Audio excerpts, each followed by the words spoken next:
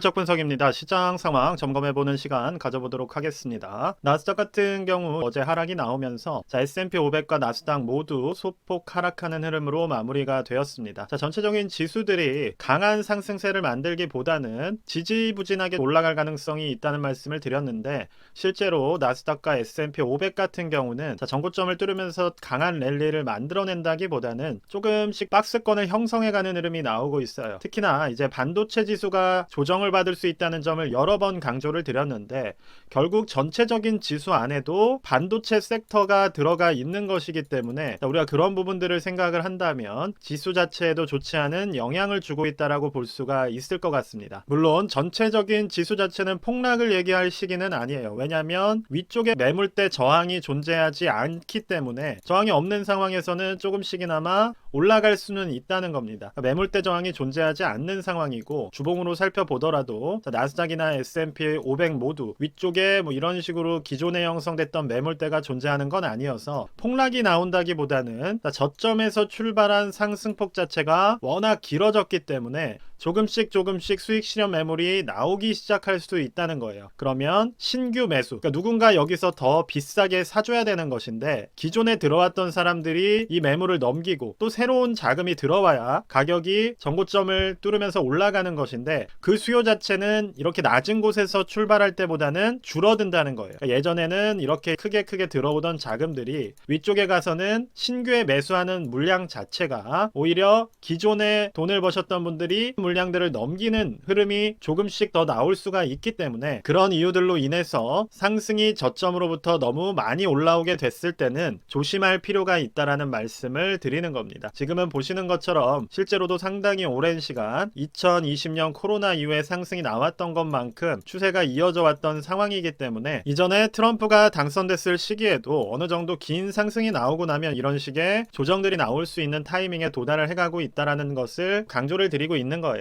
여기서 신규 매수로 이만큼 더 가는 거를 기대하기보다는 이 부분이 저점을 낮춰주면서 다시 신규 매물들이 들어올 만큼 매력적인 가격이 되었을 때 물량을 강하게 늘려주시는 것이 장기적인 시계열에서 투자하는 입장에서는 더 낮은 평단의 물량을 늘려갈 수 있는 방법이라는 점을 강조드리고 있는 겁니다. S&P 500이나 나스닥 모두 그러한 흐름을 보이고 있다는 점을 반복해서 설명을 드렸고, SOX 반도체 지수 같은 경우는 제가 강조를 드렸던 부분이 조정이 더 이어질 수 있다는 거였어요. 우리가 일간 추세로 보았을 때 300일선에서 1차적인 지지가 한번 나오면서 단기평을 올라서는 흐름이 나왔지만 이후에 다시 떨어지는 흐름이 나왔습니다. 그 이유에 대해서 설명을 드려본다면, 기존에 만들어졌던 매물대가 위쪽에 많이 존재를 한다는 거예요. 올해 2, 3월부터 시작을 해서 11월까지 대부분의 매물대들이 지금의 위치보다 살짝 높은 곳에 자리를 잡고 있고, 지금 이 하단에서 물을 타셨던 분들 역시도, 그러니까 여기서 추가 매수가 들어갔던 분들도 결과적으로 평단은 인근에 다 묶여 있을 가능성이 높다는 겁니다. 그럼 이 말은 반도체 섹터에 신규 진입했던 많은 분들이 평균적인 가격대가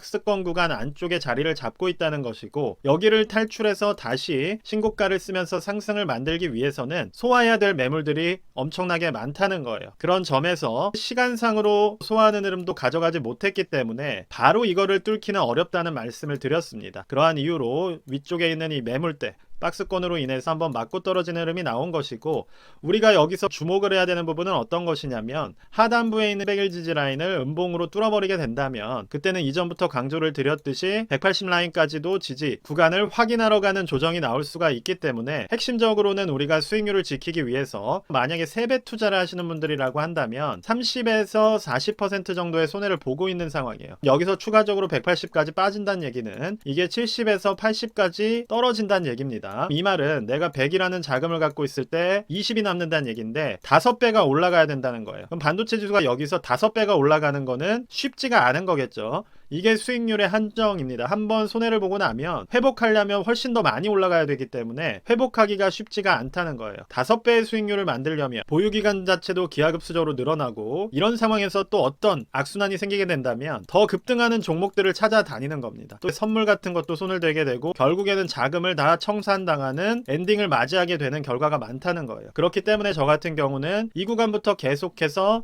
손절의 중요성을 말씀을 드렸던 것이고, 그나마 지금이라도 어느 정도의 자금을 지켜줄 수 있는 안전장치를 가져가시려면 보이시는 300일선 라인 아랫꼬리가 2번이나 잡혔던 이 구간이 붕괴하게 된다면 그때는 낙폭상으로 10% 이상이 나올 수가 있기 때문에 그 부분에 대해서 대비하시는 게 필요하다라는 말씀을 한 번 더 드리도록 하겠습니다. 자, 이 부분은 단순히 뭐 이평이 뚫렸다 이런 부분들이 아니라 앞서 보셨던 S&P 500이나 나스닥에 비해서 반도체 지수는 보시는 것처럼 위쪽에 상당히 많은 매물대가 존재를 하고 있어요. 그럼 이 매물대들이 본전 심리들을 발휘할 가능성이 높은 것이고, 다시 회복하는 데 있어서 어려움이 있을 수 있다는 겁니다. 그나마 존재하던 지지라인이 무너지게 된다면 신규 매수세를 불러올 수 있을 만큼 조정이 나와줘야 되기 때문에 이런 부분들을 고려를 하셨을 때는 지금은 비중을 조절하시던지, 예를 들어서 내가 100주를 가지고 있다면 한 50주 정도는 현금화를 하는 어떤 방식으로든 안전장치를 만들어 주시는 것이 반도체 섹터에서는 필요하다는 겁니다. 자, 개별적인 주식으로 살펴보더라도 엔비디아 같은 경우도 지금 51선 이탈을 하면서 더 큰 폭의 조정이 나올 수 있는 움직임을 가져가고 있는 상황이고, MACD나 슬로우 스토캐스팅 역시도 하방을 향하고 있는 흐름입니다. 자, 인텔 같은 경우도 제가 매력적인 구간이었다고 이때는 말씀을 드렸지만 지금은 위쪽에 매물대들이 존재를 하고 있기 때문에 저항을 맞고 떨어질 가능성이 존재하는 상황이에요. 그렇기 때문에 강한 상승을 만들어내지 못하고 역배열상의 조정을 받고 있는 상황입니다. 자, 이런 부분들은 우리가 주의해야 된다라는 말씀을 계속해서 드리고 있는 거예요. 자, 그러면 전체적인 반도체 섹터의 위험성 그리고 대응 방안에 대해서는 설명을 드렸고, 러셀 같은 경우가 오히려 기회가 있을 수 있다라는 말씀을 드렸습니다. 자, 최근에 3, 4일 동안 강하게 올라오고 난 뒤로 조금 조정을 가져가고는 있지만 유일하게 어제 같은 경우도 양전으로 마무리를 한 섹터예요. 그러니까 여기서 우리가 더 올라가고 있지는 않지만 전고점 돌파를 도전하는 상황이기 때문에 추가적인 상승이 나올 수가 있는 위치에 도달을 해 있다고 볼 수가 있습니다. 더 긴 시계열로 살펴보더라도 추세 자체를 완만하게 잘 올려가고 있기 때문에 우상향하고 있다라는 얘기죠. 완만한 우상향을 잘 만들고 있고, 다른 뭐 S&P 500이나 나스닥처럼 긴 시계열 동안 상승이 나왔다기보다는 한참 동안 박스권을 만들던 상황에서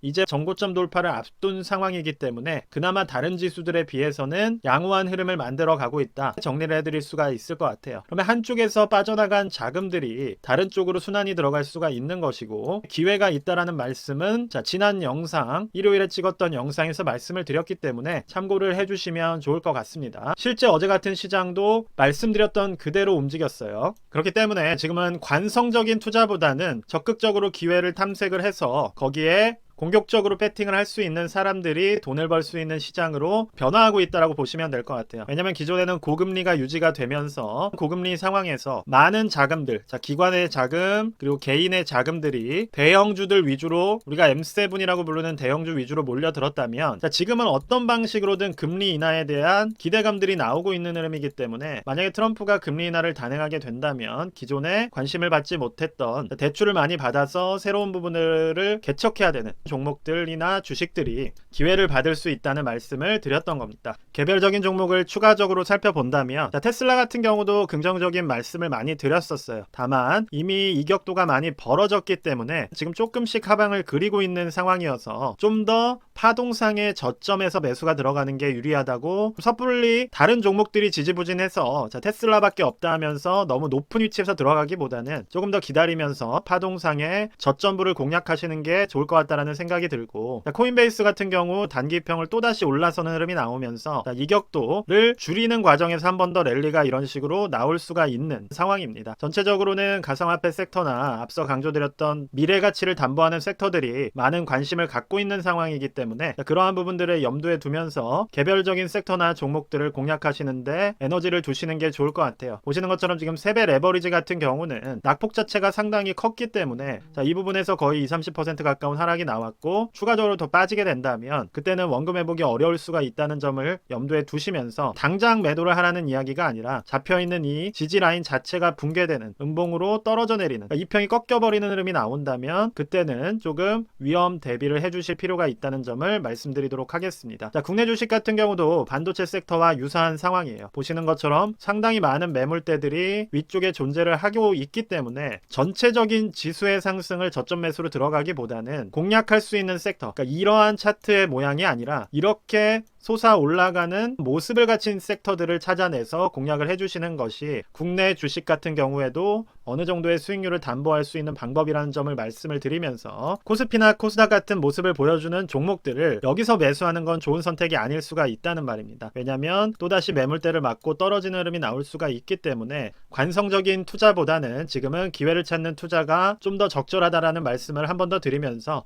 오늘 영상 마무리하도록 하겠습니다. 영상이 도움이 되셨으면 구독과 좋아요 부탁드립니다. 감사합니다.